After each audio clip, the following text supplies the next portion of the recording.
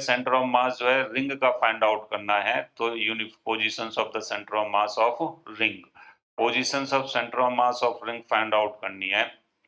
तो देखो ये एक रिंग बनी हुई है, आप जो है स्क्रीन पर देख रहे हो।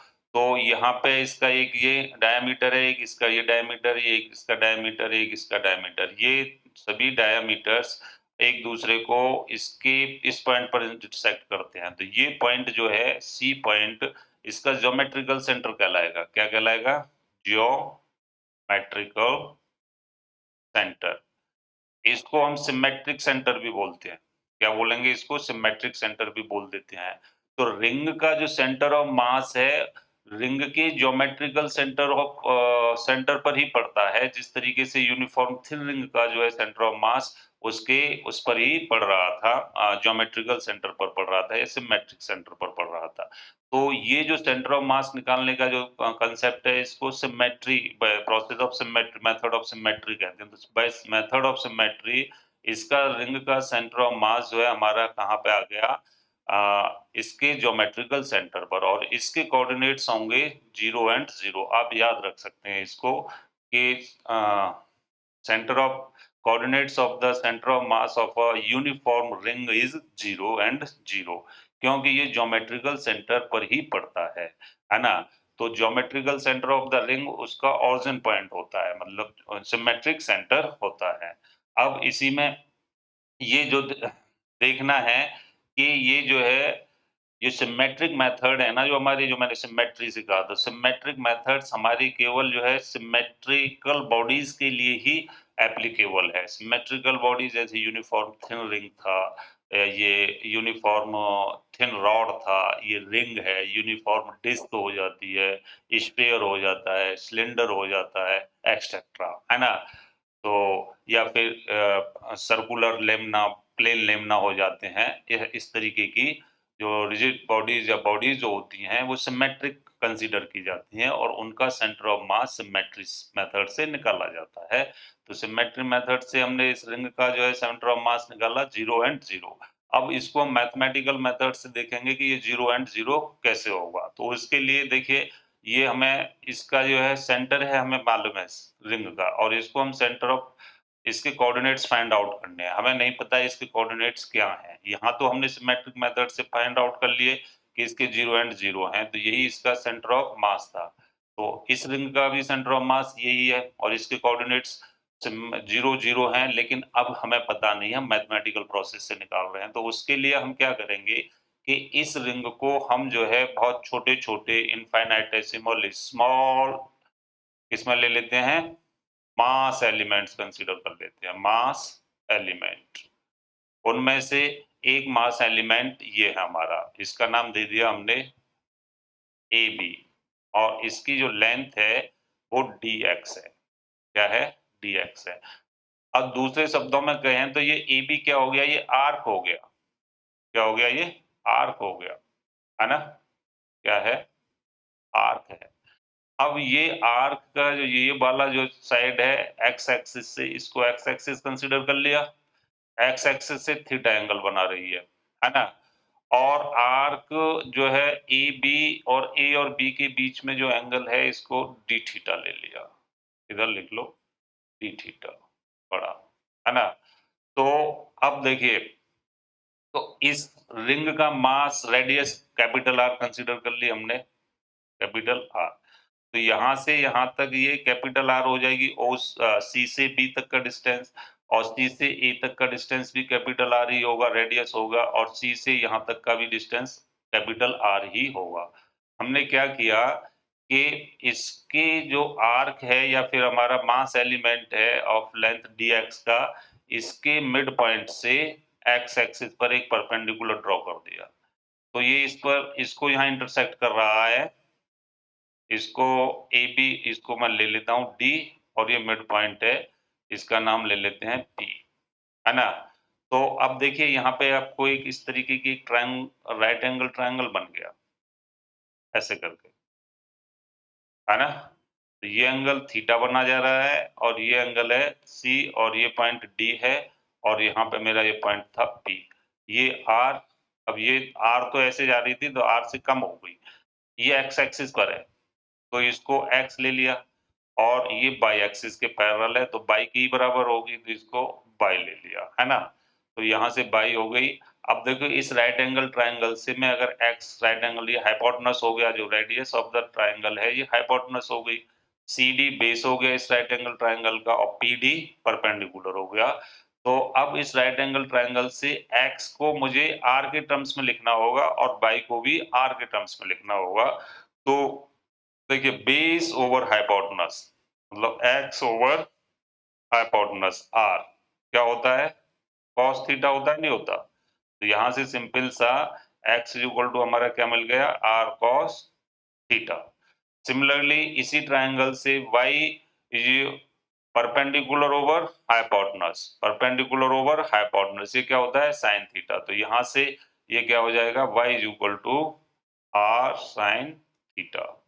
ठीक, अब ठीक है साहब, ये जो मास एलिमेंट था लेंथ dx का, अब मुझे इसका मास फाइंड आउट करना पड़ेगा। तो उसके लिए मुझे रिंग का मास की जरूरत पड़ेगी।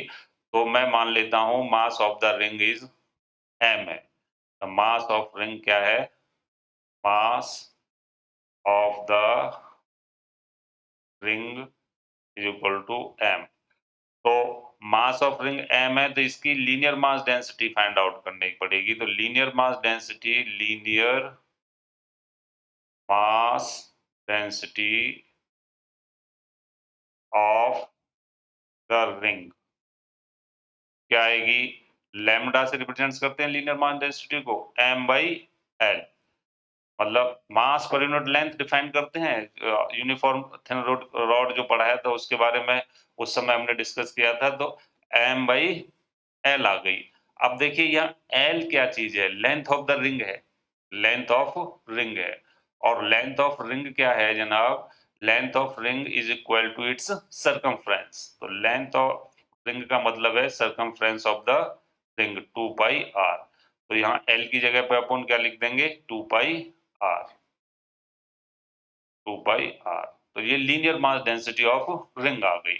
तो इसका मास क्या रहेगा? मास एलिमेंट का मास dm माना तो वो क्या होगा? मतलब एक यूनिट लेंथ की, मतलब अगर 1 यूनिट मतलब 1 मीटर की जो है लेंथ अगर मीटर मान लेते हैं, 1 मीटर का मास जो है m बाई 2 पाई r। तो x मीटर का मास क्या होगा?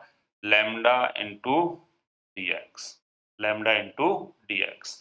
ठीक, यहाँ तक क्लियर हुआ? तो यहाँ से dm हमारा क्या आया? dm इज इक्वल टू क्या आ गया?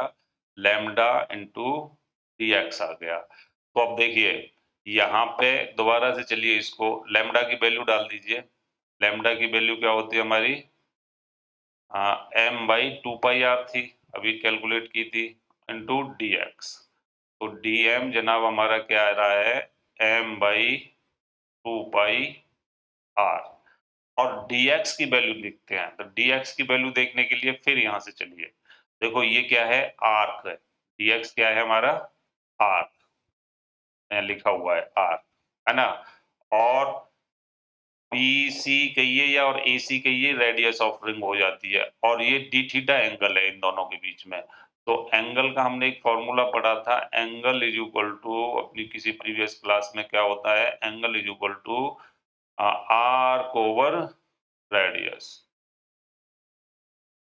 Arc over radius. और यहाँ पे एंगल आर्क क्या है हमारा? आर्क की लेंथ AB मतलब dx और रेडियस क्या है? r। और एंगल क्या है? ये d थीटा है। तो d theta is equal to dx by r आ गया, है ना? तो अब ये वैल्यू यहाँ से हमें पता है कि एंगल हमारा क्या है? d theta is equal to arc over radius, AB मतलब आर्क dx बाई r। तो यहाँ से dx क्या आएगा? Is equal to r D theta. तो यहाँ dx की जगह पे मैं क्या लिख सकता हूँ? आर डी थीटा लिखा जा सकता है। ये r से r कट गया और यहाँ से m by 2 pi D theta. तो dm is equal to m by 2 pi D theta.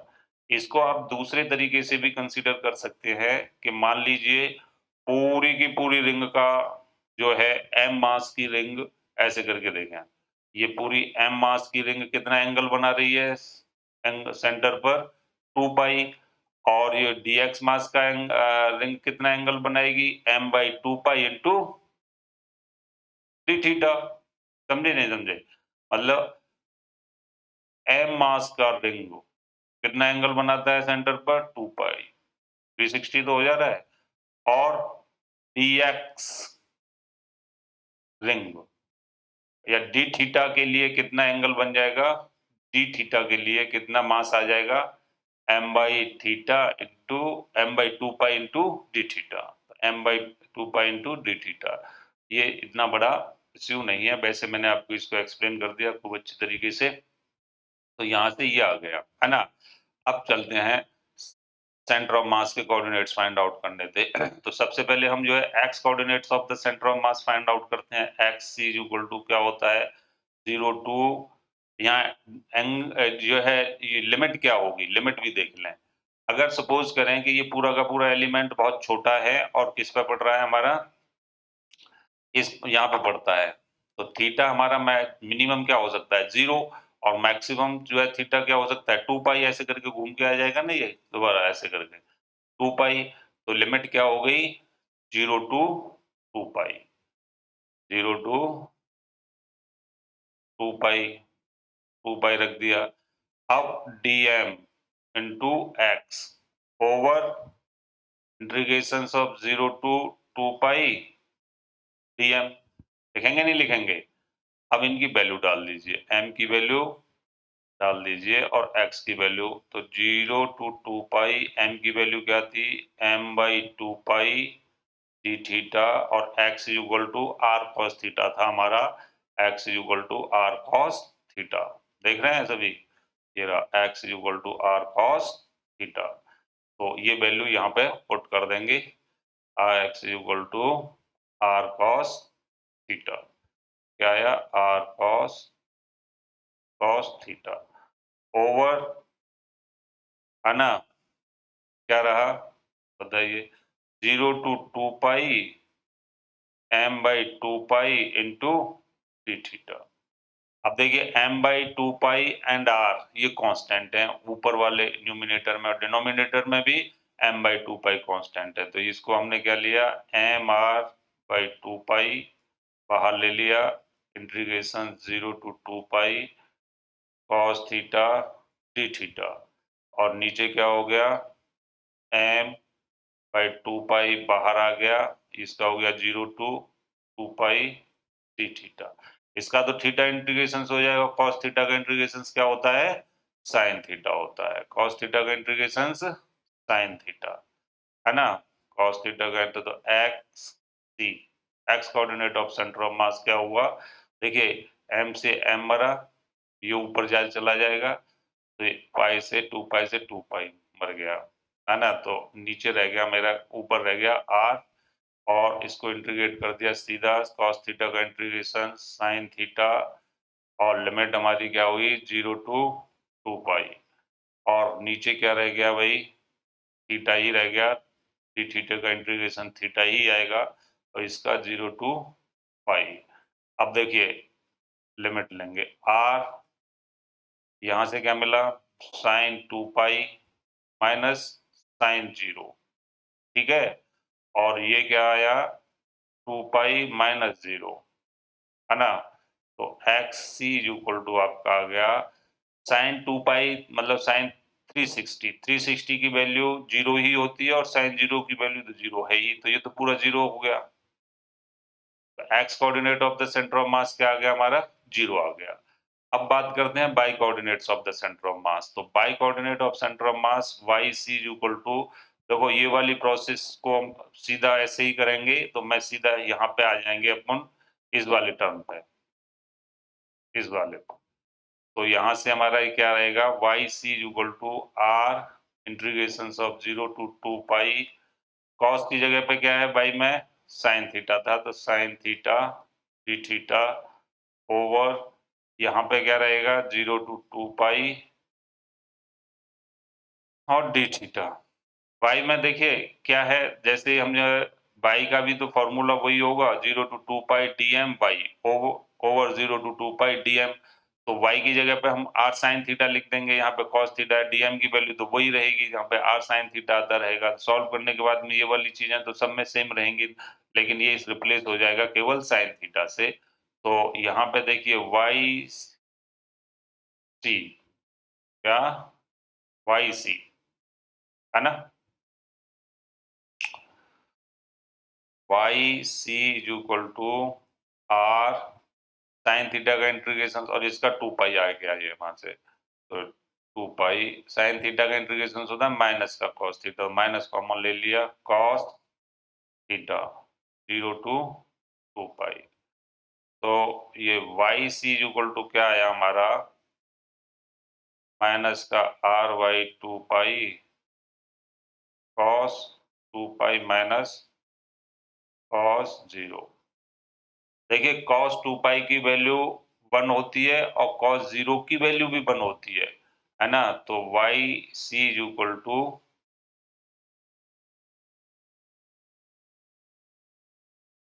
y c is equal to क्या रहा, माइनस का r y 2 पाई 1 माइनस 1, ये भी 0 ही हो गया, तो y c is equal to 0। तो x coordinate as well as the y coordinates of the center of mass is 0 and 0 respectively। तो positions vector of the centre of mass क्या रहा हमारा, पोजीशंस वेक्टर, तो सेंटर ऑफ मास क्या रहा, r vector r c is equal to x c i cap plus y c j cap, मतलब 0 i cap plus 0 j cap. तो यहाँ से ये कंक्लूजन निकलता है कि centre of mass of a uniform ring, centre of mass of a uniform ring क्या होगा, 0 एंड 0 होगा। और वो ये क्या है, geometrical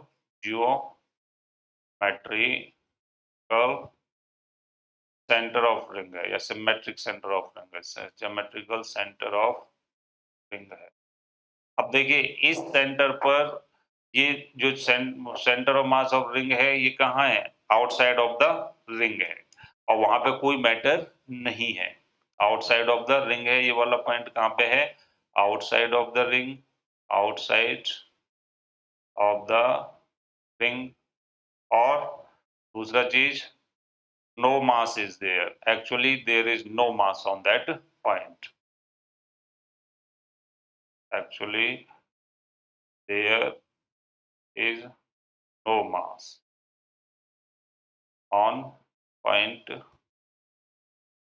of ring of the ring। Next चीज क्या हो गई इसी में, कि अगर इसको हम जो है इस पॉइंट पर रिंग को स्टेबल करना चाहें, तो रिंग हमेशा अनस्टेबल इक्विलिब्रियम में रहेगी। कैसे में रहेगी, अनस्टेबल इक्विलिब्रियम में रहेगी। ठीक है, क्लियर। चलो आगे चलते हैं। ये तो क्या था हमारा, एक कंप्लीट पूरी रिंग के लिए था। तो यहाँ से हमने क्या सीखा, centre of mass of the ring भाई सिमेट्रिक मेथड से निकाल लेंगे तो 0 0 आता है, और ये इसका ज्योमेट्रिकल सेंटर होता है, इसको सिमेट्रिक सेंटर भी कहते हैं। मैथमेटिकल प्रोसेस से निकालेंगे तो उसके लिए ये हमें सब कुछ कंसीडर करना पड़ेगा कि मास ऑफ रिंग मान लेना है, वो तो होगा ही कुछ ना कुछ, रेडियस ऑफ रिंग है, तो उसमें हम क्या करेंगे, कंसीडर करेंगे कि ये रिंग जो है बहुत छोटे छोटे मास एलिमेंट्स में से बनी हुई है। उसमें से एक मास एलिमेंट्स हमारा क्या है, ए बी सी है। एक मास एलिमेंट हमारा क्या है उसमें से, ये पॉइंट ए है, ए बी सी है ना, एक mass element A B C है, और जो एक्स एक्सिस से थीटा एंगल पर है, इसके जो ए सी और बी सी के बीच में जो एंगल है वो डी थीटा है। क्या है, डी थीटा है। इस मास एलिमेंट का जो लेंथ है वो dx है, वो इसका आर्क कहलाएगी, आर्क कहलाएगी। अब हमारे पास होता है angle is equal to arc by radius, और आर्क की लेंथ है dx और रेडियस r है, तो d theta is equal to dx by r, और यहाँ से क्रॉस मल्टीप्लीकेशन करके dx इज इक्वल टू हमारा क्या आ जाएगा r D theta, dx is equal to क्या आ जाएगा आर डी थीटा। अब पूरी रिंग का मास m था, तो मास पर unit length of the ring क्या हो जाएगा, एक मतलब मीटर या एक यूनिट लेंथ का मास कितना होगा, तो m बाई एल आ गया। तो यहाँ पर रिंग का केस देखते हैं, तो रिंग की जो लेंथ है वो उसकी सरकमफ्रेंस के बराबर होती है, तो L is equal to 2 pi r आ गया। अब देखिए इसमें जो मास एलिमेंट्स के जो मिड पॉइंट से हमने जो है एक्स एक्सिस पर एक परपेंडिकुलर ड्रॉ कर दिया, तो वो एक राइट एंगल ट्रायंगल बन रहा है। तो इसका जो सी पी डी एक राइट एंगल ट्रायंगल बन गया। सी पी डी में एंगल पी सी डी एक थीटा एंगल है, और पी सी हाइपोटेनस है, मतलब radius of ring is hypotenuse. C d base बन गया इस ट्रायंगल का, और पी डी परपेंडिकुलर बन गया। अब ट्रिग्नोमेट्री का यूज करके हम जो है सी डी मतलब x को r के टर्म्स में कैलकुलेट कर लेंगे, और वो हमारी आएगी x is equal to r cos theta. उसी तरीके से इस परपेंडिकुलर पीडी को भी, दैट इज y है, उसको भी हम जो है किसके टर्म्स में कैलकुलेट कर लेंगे, r और थीटा के टर्म्स में, तो ये r sin थीटा। अब बस हम इसके कोऑर्डिनेट्स निकाल लेते हैं। तो कोऑर्डिनेट सेंटर ऑफ मास का निकालने का तरीका यह है, एक कोऑर्डिनेट्स का निकालने का यूनिफॉर्म मास डिस्ट्रीब्यूशन के लिए, ये अपन पहली क्लास में आपको कंसीडर और एक्सप्लेन कर चुके हैं। इससे प्रीवियस वीडियो में centre of mass of the rod के नाम से है। ठीक, तो इसको फिर आपका मैथमेटिक्स इंटीग्रेशंस करना है, और वैल्यू रखनी है इसकी m की, dm की वैल्यू हमने लिख दी m by 2 pi into D theta, ये निकली थी। और x की वैल्यू r cos थीटा रख दी, m by 2 pi into r बाहर कांस्टेंट है बाहर ले लिया, और इसी तरीके से dm की वैल्यू यहाँ भी रख दी। इसका जब इंटीग्रेशन करेंगे ये cos थीटा रह जाता है, cos थीटा का इंटीग्रेशन sin थीटा आता है, sin थीटा आ गया था। अब ये डी थीटा का इंटीग्रेशन थीटा रहेगा, तो ये डी थीटा आ गया। इसकी लिमिट क्या थी, 0 टू 2 पाई था, नीचे वाली की लिमिट भी 0 टू 2 पाई थी। तो या upper limit minus lower limit कर दिया, या upper limit minus lower limit, value रख दिया। साइन 2 पाई की वैल्यू या साइन 360 की वैल्यू भी 0 होती है, और साइन 0 की वैल्यू भी 0 होती है, तो वो यहाँ रख दी, है ना। ऐसी सिमिलरली हमने जो है बाई का किया, तो बाई में भी हमारा यहाँ पे जो ये रिलेशन देख रहे हैं, इसको हम बाई एक्स को हम वाई सी से रिप्लेस कर देंगे, तो ये 0 टू 2 पाई डीएम तो वही रहेगा, लेकिन यहाँ ये एक्स है जो बाई से रिप्लेस हो जाएगा। और बाई की वैल्यू थी हमारी आर साइन थीटा, है ना। तो डीएम की वैल्यू तो m बाई 2 पाई है, तो इसमें से भी यहाँ पे कैलकुलेट करने पर केवल यहाँ पे बाई कंपोनेंट बचेगा, वो साइन थीटा है, और यहाँ पे डी थीटा बचेगा, तो ये साइन थीटा बच गया। और साइन थीटा का इंटीग्रेशन किया तो माइनस का कॉस थीटा, माइनस को बाहर ले लिया, cos 2 pi minus cos 0, cos 2 पाई की वैल्यू भी 1 है, और कॉस 0 की वैल्यू भी 1 है, तो एक दूसरे को ये यहाँ से इंटरसेक्ट कर देंगे, कैंसिल आउट कर देंगे। तो x coordinates of the center of mass of the ring is also 0, and y coordinates of the center of mass of the ring is 0। और ये पॉइंट इसका क्या कहलाता है, ज्योमेट्रिकल पॉइंट कहलाता है। इसमें क्या है कि ये पॉइंट जो है आउटसाइड ऑफ द रिंग पड़ रहा है, ठीक है। दूसरी चीज क्या है, वहां पे कोई भी मास और मैटर नहीं है। तीसरी चीज क्या है, इस पॉइंट पर रिंग जो है अनस्टेबल इक्विलिब्रियम में रहती है। ठीक, नेक्स्ट क्वेश्चन देखिए। इसमें क्या है कि हम जो है सेंटर ऑफ मास निकाल रहे हैं किसका, एक position of centre of mass, centre of mass of half ring, of uniform ring, uniform ring है। इसको यहाँ पे ये डी क्यू लिखा है, इसको डी हम ले लीजिए, और ये मास एलिमेंट है डी एक्स ए बी, कोई पहले वाला ही केस लगेगा, ये सी है। तो इसका mass, total mass of the ring हम कंसीडर कर लें, सपोज करें कि mass of ring is M है। एम क्या है हमारा, मास ऑफ रिंग है ना। और इसकी रेडियस यहाँ से यहाँ तक का डिस्टेंस, या ये वाली डिस्टेंस, ये क्या है, आर है। R is the radius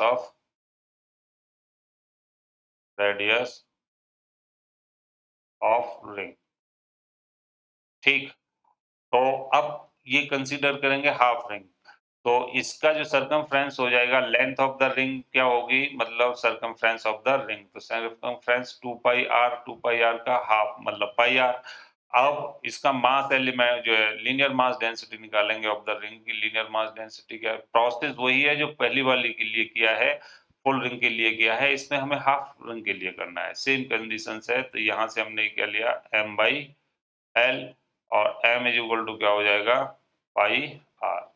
lambda is equal to linear mass density of the ring is equal to क्या आई, m by 2 pi sorry pi R, half ring है ना, ये आ गया m बाई पाई आर।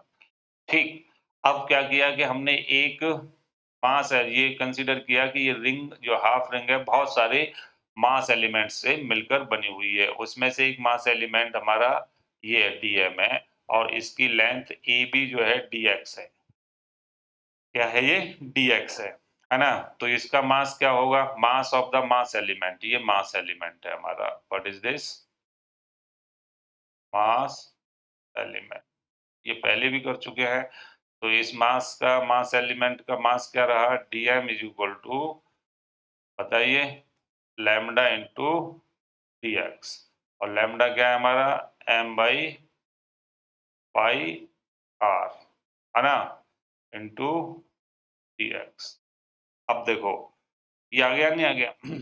अब देखिए यहाँ पे dx क्या रहेगा, अगर ये मैं क्या कहूँ, ये तो रेडियस हो गई रिंग की r, और ये कह ले इसको r, तो ये भी मतलब पहले जो निकाला था dx इज इक्वल टू, इससे पहली वाली स्लाइड में dx is equal to r sine theta, और sorry R D theta, R D theta, मतलब angle is equal to arc by radius से। ये भी क्या आएगा मेरा, बताओ, आर डी थीटा। तो D M is equal to हमारा क्या आया, पहले की तरह ही है, m by pi into D theta. ठीक, m by pi into D theta. अब आपको देखिए फिर वही कंसेप्ट जो है चीज करनी पड़ेगी, ये इसके मिड पॉइंट से ये वाला मिड पॉइंट हो गया, इस पे परपेंडिकुलर ड्रॉ कर दीजिए एक्स एक्सिस पर, ये एक्स एक्सिस है, तो ये x हो गया और ये y हो गया। तो x इज इक्वल टू हमारा क्या आ जाएगा, फ्रॉम राइट एंगल ट्राइंगल, ये वाला राइट एंगल ट्राइंगल, ये करके r cos थीटा, पहले जैसे ही r cos theta, and y is equal to r sin theta. अब centre x coordinates of the centre of mass find out करना है, तो x coordinates of centre of mass find out करेंगे तो xc क्या रहेगा, xc क्या रहेगा बोलो, इंटीग्रेशन 0 टू, अब देखो यहाँ पे लिमिट क्या रहेगी, यहाँ पे एंगल क्या है हमारा 0, और यहाँ पे एंगल क्या है pi, 0 to pi degree, 0 to pi, 0 to pi dm x over integration 0 to pi into dm। Value रख देंगे, वैल्यू रखेंगे और फिर उसको सॉल्व करेंगे। तो यहाँ से देखिए क्या आएगा हमारा, बोलिए, x coordinate of centre of mass 0 to pi, m की वैल्यू क्या थी, m by pi D theta, और x इज इक्वल टू क्या था हमारा, r cos theta, r cos theta अभी निकला है ना। तो x divide by 0 to pi into dm, और dm तो हमारा क्या है, सिंपल सा जो है m by pi into D theta है, तो m by pi into D theta, m by pi into D theta. देखो यहाँ पे जो एक्स सी आएगा, x coordinate of centre of mass जो आएगा एक्स सी, क्या रहेगा, m r by pi integration 0 to pi cos theta, यहाँ पे m by pi 0 to pi D theta, D theta. देखो ये तो पहले की तरह ये कैंसिल आउट हो गया है ना, और कॉस थीटा की वैल्यू क्या आती है, इसका कॉस थीटा का इंटीग्रेशन साइन थीटा हो जाएगा, तो एक्स सी इक्वल टू आया आर बाई इसका theta 2 pi, pi sine theta 0 to pi. Sine pi की वैल्यू भी 1 और 0 और साइन 0 की वैल्यू भी 0। तो x C is equal to r by 2 pi और ये हो गया साइन पाई माइनस साइन 0। तो ये भी 0 है और ये भी 0 है। तो एक्स सी हमारा कितना आ गया? सिंपल सा एक्स सी बताएं भाई। The x component of center of mass is 0. X component of center of mass is 0. Clear? अब y component of centre of mass निकालते हैं। तो y component of centre of mass निकालने के लिए भी वही आएगा, y C is equal to 0 to 2 pi d m y over 0 to 2 pi d m. D m की वैल्यू 0 टू 2 सॉरी 2 पाई नहीं है, पाई है। पाई है लिमिट यहाँ पे, यहाँ देखिए 0 टू पाई है, पाई नहीं लिखने का, 0 टू पाई, 0 टू पाई।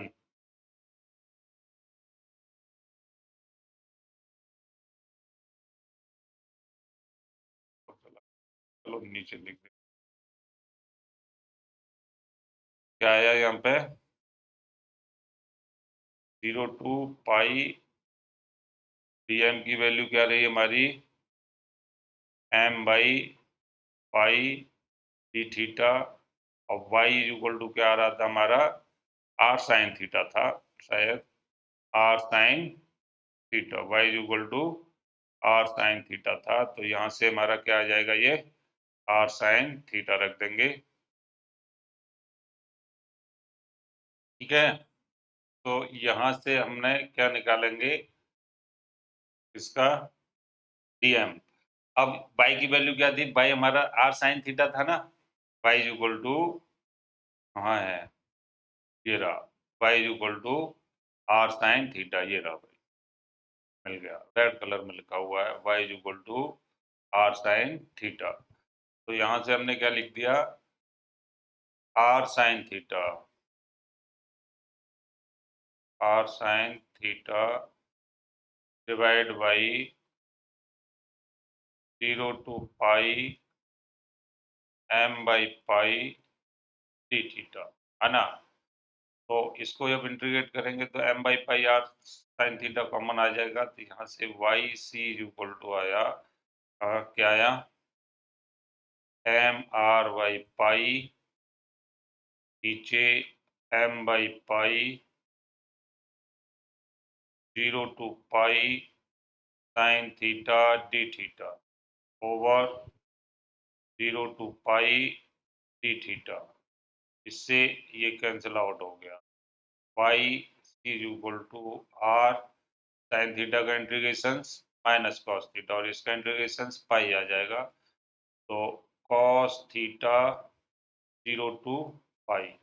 अब देखिए वाई कंपोनेंट जो आया है हमारा माइनस का आर बाई पाई, अब इसकी cos pi minus cos 0, cos pi की वैल्यू -1 और कॉस 0 की वैल्यू 1। तो ये Y C equal to minus R by pi, तो ये -1 and -1 -2, that is 2r by pi आ गया।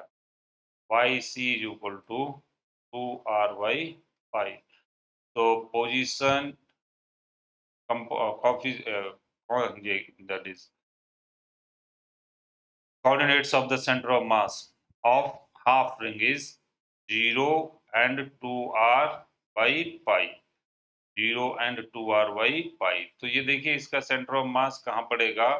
ये जो है हमारा रिंग का 0 तो यहीं रह गया एक्स एक्सिस पर, तो r बाई 2 पाई यहाँ से ये वाली डिस्टेंस क्या होगी?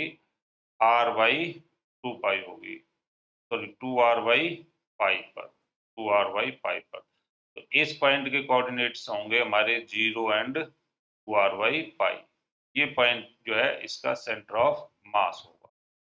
ठीक है, तो इस तरीके से हमने जो है हाफ रिंग का भी centre of mass find out कर लिया, है ना। तो उसके लिए भी हमने सेम प्रोसेस की थी, जैसा आप जो है पहली वाली उसमें कर चुके हैं। पूरी कंप्लीट रिंग के लिए, तो हाफ रिंग के लिए भी हमें सेंटर ऑफ मास जब निकालना पड़ा, तो उसको हमने ऐसे ही निकाला है। नेक्स्ट चलते हैं हम जो है, एक क्वार्टर रिंग है। Find the centre of mass of a quarter ring. ये क्वार्टर रिंग है, तो इसका भी पोजीशंस निकालना है। तो ये क्वार्टर रिंग है, तो इसके लिए भी देखिए अपन क्या करेंगे, वही कंसीडर करेंगे। ये पॉइंट ओ कंसीडर कर लें, तो इसके कोऑर्डिनेट्स 0 एंड 0, क्योंकि एक रिंग का पार्ट है। ज्योमेट्रिकल सेंटर से मिलेगा, उस रिंग का सेंटर ऑफ मास ये आएगा। इसका भी हमने क्या किया कि थीटा एंगल बनाते हुए एक मास एलिमेंट ले लिया, और इसका है डी थीटा, और ये है हमारी डी एक्स का mass element. D X length का एक मास एलिमेंट है, mass element of mass D M. और ये एंगल क्या है, थीटा है। तो ये पूरा रेडियस है, इसके मिड पॉइंट से हम वही करेंगे, यहाँ पे एक परपेंडिकुलर ड्रॉ कर देंगे, तो यहाँ से देखिए ये वाली चीज मिल जाएगी हमें, ऐसे करके। इसका मास dm इज इक्वल टू क्या आ जाएगा, अगर हम पूरी जो है क्वार्टर रिंग का मास जो है m मान लेते हैं, तो इसका भी m बाई क्या आएगा, पाई/2 इंटू, बताइए, dx इंटू dx की जगह पे d थीटा आ जाएगा, सीधा का सीधा 2m/पाई d थीटा। प्रोसेस वही है। देखो, हाफ रिंग का सरकमफ्रेंस तो पाई आर हो जाता है, तो क्वार्टर रिंग का सरकमफ्रेंस क्या हो जाएगा, पाई आर/2। और dx की जगह पे हमारा क्या था, आर डी थीटा हो जा रहा था पहले से ही, आर डी थीटा। ये वैल्यू रख के ये मिलेगा, dm इज इक्वल टू क्या मिला हमें, dm इज इक्वल टू क्या मिला, 2m/पाई डी थीटा। ये क्या हो गया हमारा, r cos थीटा, और ये r sin थीटा, है ना। तो ये तो x हो गया, और ये हो गया हमारा y। ठीक है। अब देखो इसमें जो लिमिट लगेगा हमारा 0 टू यहाँ तक कितना, पाई/2, टू पाई/2 आ गया। तो इसका भी x कंपोनेंट निकाल लेंगे, एक्स सी क्या रहा, 0 टू इंटीग्रेशन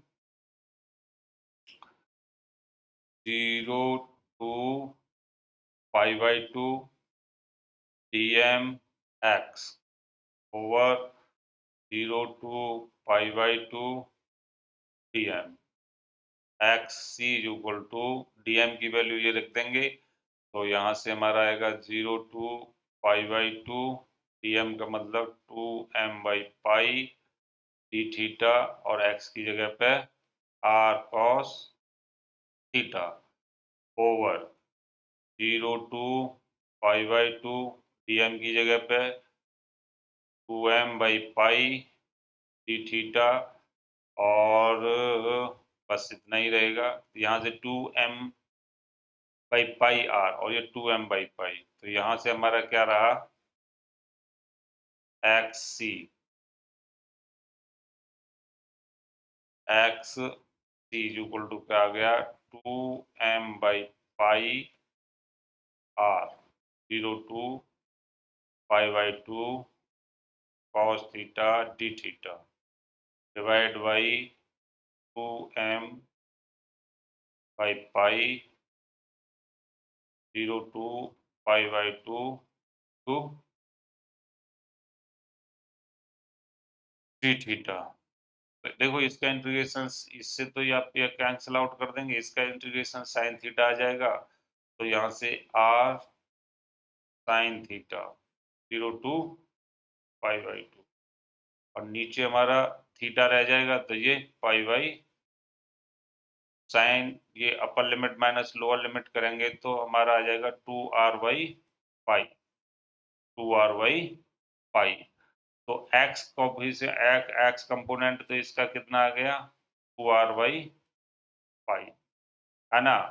ऐसे ही इसका जब y कोऑर्डिनेट्स निकालेंगे, तो y कोऑर्डिनेट निकालने के लिए हम इधर ले लेते हैं y कोऑर्डिनेट्स, यहाँ लिख लेते हैं अभी थोड़ा सा, y इज इक्वल टू क्या आ जाएगा, y C is equal to 0 to 5/2 0 to 5/2 dm y/0 to 5/2 dm। अब इसमें भी वैल्यू रख देंगे और y की जगह पे हम क्या रखेंगे, यहाँ पे ये r sin थीटा। y की जगह पे क्या रखा जाएगा, r sin थीटा।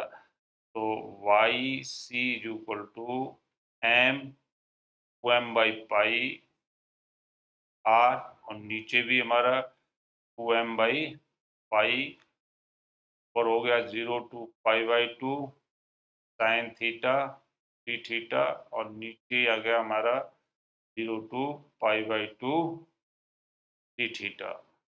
अब देखिए इससे तो ये कटा, तो यहाँ से आएगा 2r/पाई थीटा का इंटीग्रेशन करके, और उसका upper limit and lower limit लेके, और साइन थीटा का इंटीग्रेशन हो जाएगा माइनस का कॉस थीटा, तो माइनस बाहर ले लिया कॉस थीटा, और ये 0 to 5/, तो Y C is equal to -2r/पाई कॉस 5/2 माइनस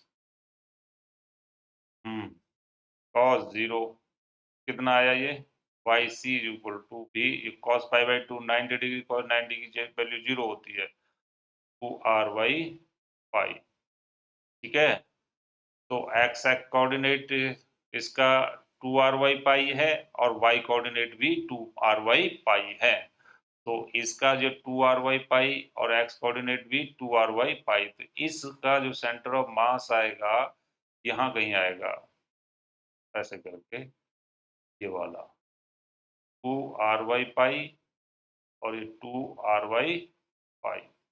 ठीक है, तो क्वार्टर रिंग का जो सेंटर ऑफ मास के कोऑर्डिनेट्स आए हमारे 2r/पाई एंड 2r/पाई आए, तो इसका पोजीशंस वेक्टर क्या हो गया, position of the center of mass from origin of the quarter ring from origin 2r/pi I cap plus 2r/pi j cap। इस तरीके से हमने जो है क्वार्टर कंप्लीट रिंग का centre of mass find out किया, उसके 0 आया, हाफ रिंग का क्या आया 2r/pi आया, है ना।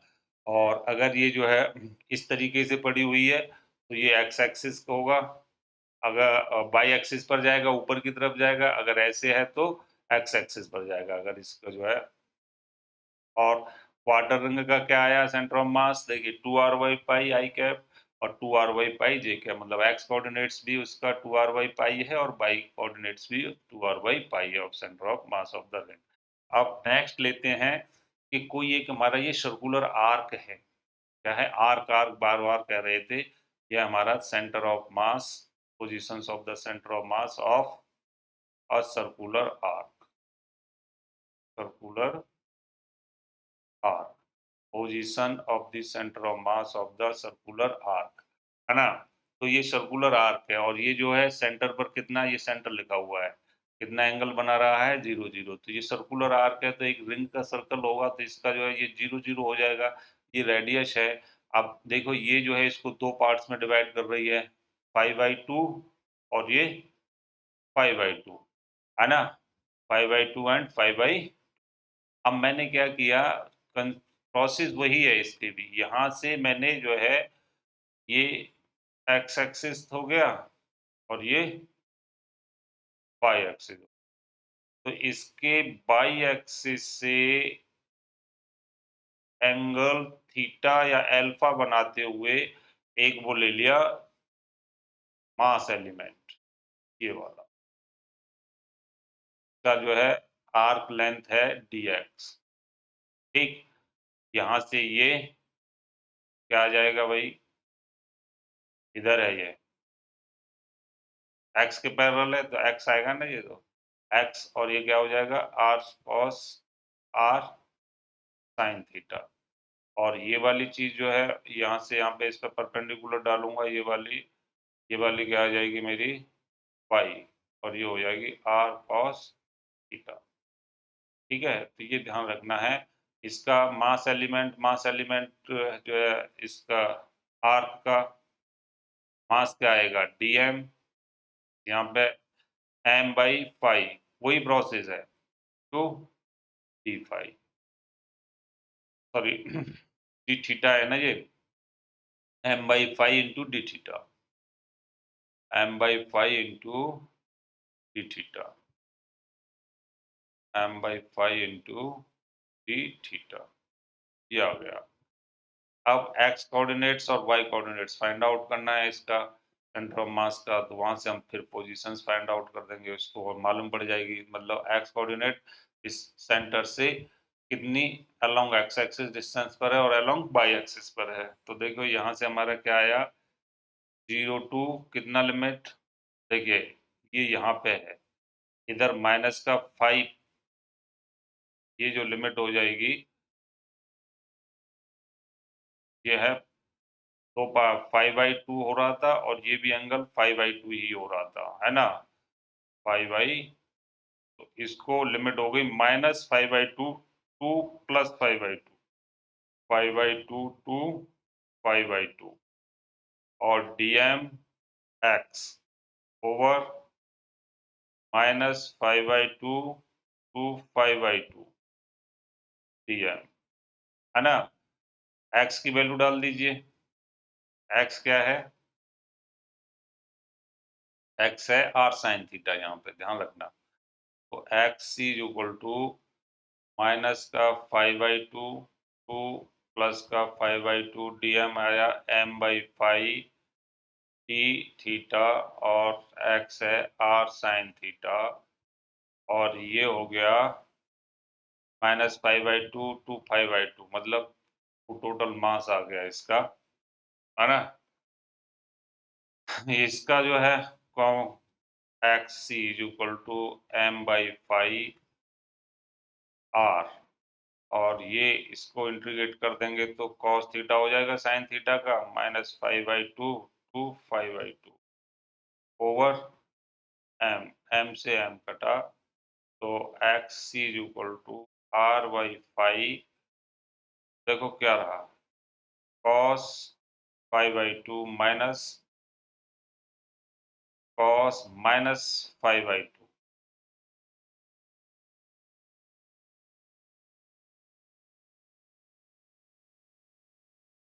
-5/2, ठीक है। अब देखो ये एक ट्रिग्नोमेट्रिकल आइडेंटिटी है, cos minus theta is equal to cos theta होता है, मतलब प्लस का ही हो जाता है। क्यों हो जाता है, देखिए cos माइनस थीटा होने का मतलब क्या हुआ कि ये फोर्थ क्वाड्रेंट में पड़ेगा, ऐसे इस तरीके से ऑल साइन टी कप, तो यहाँ पे क्या है cos और cos का उल्टा माइनस थीटा, ये माइनस थीटा आ गया, तो ये cos में पड़ रहा है, तो cos में तो ये यहाँ पे सभी पॉजिटिव होते हैं फर्स्ट क्वाड्रेंट में, सेकंड क्वाड्रेंट में साइन और साइन का उल्टा कोसाइन पॉजिटिव, यहाँ पे क्या है tan एंड tan का उल्टा cot, यहाँ पे cos एंड cos का उल्टा sec, रेसिप्रोकल पॉजिटिव होते हैं, तो ये नेगेटिव है तभी भी पॉजिटिव होगा, तो ये पॉजिटिव ही हो जाएगा, तो x C is equal to r/5, ये आ गया हमारा cos 5/2 माइनस cos 5/2, ये इससे कैंसिल आउट, तो x C is equal to 0 आ गया, तो एक्स कंपोनेंट्स तो इसका 0 रहा, एक्स कंपोनेंट क्या रहा 0 रहा। अब देखते हैं वाई कंपोनेंट 0 नहीं होगा, वाई कंपोनेंट क्या आ जाएगा, वाई कंपोनेंट निकालेंगे तो वही process Y C is equal to, Y component नहीं Y coordinates of the centre of mass, Y coordinates निकालेंगे तो 0 -5/2 क्या माइनस का 5/2 to 5/2 dm r sin theta, dm r sin theta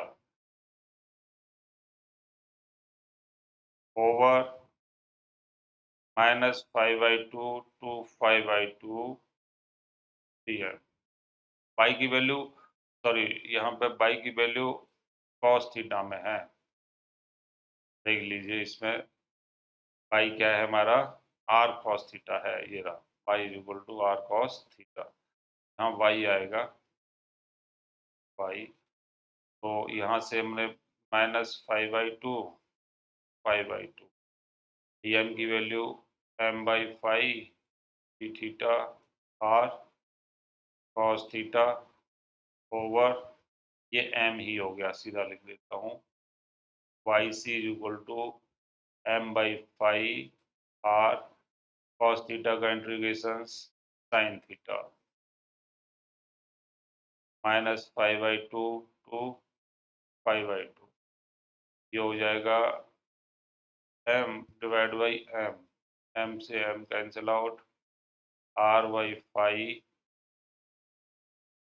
sin 5/2 minus sin -5/2 ये एक और यहाँ पे नई ट्रिग्नोमेट्रिकल आइडेंटिटी लगेगी sin minus theta is equal to minus का sin थीटा वही वाला कंसेप्ट है ऑल साइन टी का ये फोर्थ क्वाड्रेंट में पड़ेगा ना माइनस तो माइनस कॉस तो पॉजिटिव है इसमें लेकिन बाद बाग कॉस और कॉस का उल्टा सेक कौन कौन सा पॉजिटिव है इसमें cos and sec are positive और रिमेनिंग नेगेटिव तो ये नेगेटिव ही दे देगा यहाँ पे तो यहाँ से हमारा माइनस तो यहाँ आप लिख देंगे x c y C equal to r/5 2 sin 5/2 मतलब 2r sin 5/2 by 5 yc